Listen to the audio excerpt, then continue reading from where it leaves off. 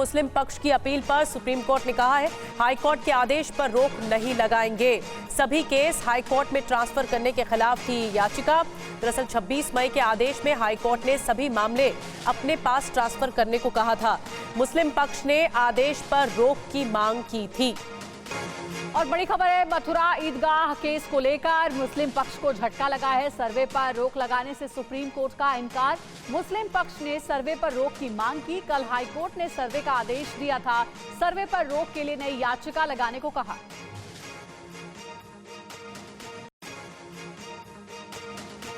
श्री कृष्ण जन्मभूमि ईदगाह विवाद मामले में आज सुप्रीम कोर्ट ने हाई कोर्ट के उस आदेश पर रोक नहीं लगाई जिसमें कोर्ट कमिश्नर नियुक्त करने की सैद्धांतिक मंजूरी दी गई थी। हमारे साथ बातचीत करने के लिए हिंदू पक्ष के वकील विष्णु शंकर जैन साथ में हैं। आज जो आदेश हुआ है वो कितना महत्वपूर्ण है, चूंकि 18 दिसंबर को फिर से हाई कोर्ट इस मामले में पूरी स्पष्टता के साथ आदेश जारी करेगा। जी बिल्कुल, ये बहुत इंपॉर्टेंट आदेश है और मुझे लगता है कल जो इलाहाबाद हाई कोर्ट ने ऑर्डर पास किया था 30 पेज का, बहुत वेल रिटन ऑर्डर था। ऑर्डर 26 रूल 9 की पावर्स एक्सरसाइज करते हुए एडवोकेट कमिश्नर नियुक्त किया गया है। अब कितने मेंबर का एडवोकेट कमिश्नर पैनल होना है, क्या मॉडलिटीज़ होनी है, ये सारी बातें 18 दिसंबर को तय की जाएंगी। गौरतलब ये है कि शाही ईदगाह मस्जिद और सुन्नी सेंट्रल वक्फ बोर्ड ने बिना उस ऑर्डर को, कल के आदेश को प्रॉपर SLP या एक फर्स्ट अपील चैलेंज किए हुए उस ऑर्डर को स्टे करने की मांग की। शायद यही वजह थी कि बार बार जो है जस्टिस ये कह रहे थे कि आपने इस मामले में कोई अपील नहीं दाखिल की है याचिका नहीं। हमने कॉपी भी नहीं देखी ऑर्डर की और आप चाहते हैं कि हम इसको स्टे कर दें। एक डिबेटेबल प्रश्न ये भी है कि सिंगल जज इलाहाबाद हाई कोर्ट के आदेश के खिलाफ क्या फर्स्ट अपील डिवीजन बेंच में जाएगी कि सीधे सुप्रीम कोर्ट आएगी। तो इन सारे पहलुओं पे बिना गौर किए हुए सीधे सुप्रीम कोर्ट में कल मैटर मेंशन कर देना बिना हमें इन्फॉर्म किए हुए और आज मैटर लिस्ट कराना और ये बोलना कि प्रोसीडिंग पे स्टे कर दिया जाए, मुझे लगता था कि ऐसा आर्गुमेंट एक वायबल आर्गुमेंट नहीं था और इसलिए आज माननीय सुप्रीम कोर्ट ने उसमें इंटरफेयर करने से मना कर दिया। क्या ये संभावना बनती है कि 18 दिसंबर को जब पूरी स्पष्टता के साथ हाई कोर्ट कमिश्नर की नियुक्ति, उसकी समयावधि जो वहां पर जांच होगी और उसके अलावा फोटोग्राफी और वीडियोग्राफी होगी,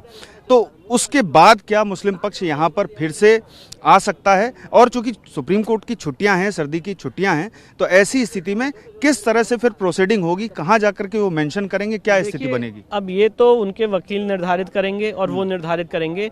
मैं तो हिंदू पक्ष का वकील हूं, मैं उनको एडवाइज या गाइड नहीं कर सकता हूं कि उनको आगे कैसे प्रोसीड करना है, पर मैं सिर्फ इतनी लीगल पोजीशन आपके सामने रखना चाहता हूं कि आज सुप्रीम कोर्ट ने इलाहाबाद हाई कोर्ट की प्रोसीडिंग्स पे स्टे करने से मना कर दिया है और इसका लीगल इम्प्लीकेशन ये है कि इलाहाबाद हाई कोर्ट अब इस मैटर में आगे प्रोसीड करेगी और जो भी कमीशन की मॉडलिटीज है वो 18 दिसंबर को तय की जाएंगी। मैं एक अंतिम सवाल आपसे पूछूंगा, ये बिल्कुल शुरू से है, शुरू से इन द सेंस कि जो आपकी ओर से याचिका दाखिल की गई थी लोअर कोर्ट में, उसके बाद हाई कोर्ट ने उसे बुला लिया अपने पास। उस याचिका में क्या ये भी कहा गया है कि जो जन्मभूमि जहां जन्म हुआ था कृष्ण का, ठीक उसके ऊपर मस्जिद बनी हुई है? Exactly, you are absolutely right. हमारा ये केस है, जो शाही ईदगाह मस्जिद है ये हिंदू मंदिर के ऊपर बनी हुई है और जहां भगवान ने जन्म लिया था उस जन्म स्थान पे ही कंस के कारागार के ऊपर ये मस्जिद बना दी गई है। और जब वहां पे आगे चल के और भी टेक्निकल और साइंटिफिक सर्वे होंगे, जो बात हम कह रहे हैं उसको कोर्ट के रिकॉर्ड पे साइंटिफिक एविडेंस के माध्यम से प्रूफ करने का हम काम करेंगे। ये अभी एक शुरुआत है जहां पे एडवोकेट कमीशन का सर्वे जारी हुआ है और वहां की जो वस्तु स्थिति है वो कोर्ट के सामने आएगी। पर डेफिनेटली यू आर राइट, हमारा यही केस है कि जो शाही ईदगाह मस्जिद है वो एक हिंदू मंदिर के भग्नावशेष के ऊपर खड़ी हुई है। क्या ज्ञानवापी के जैसा ही समान मामला है ये?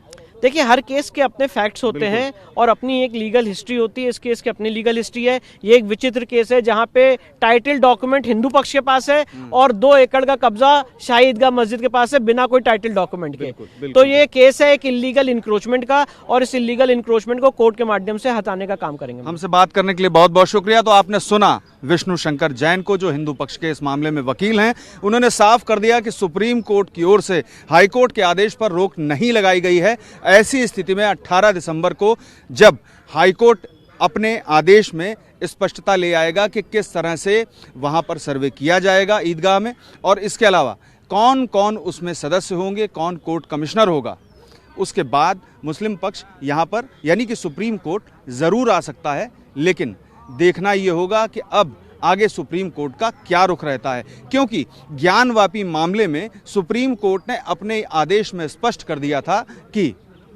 ऐसी स्थिति में जबकि किसी स्थल का मामला हो तो वहां पर सर्वे कराए जाने से किसी को परेशानी नहीं होनी चाहिए। पीयूष पांडे, TV9।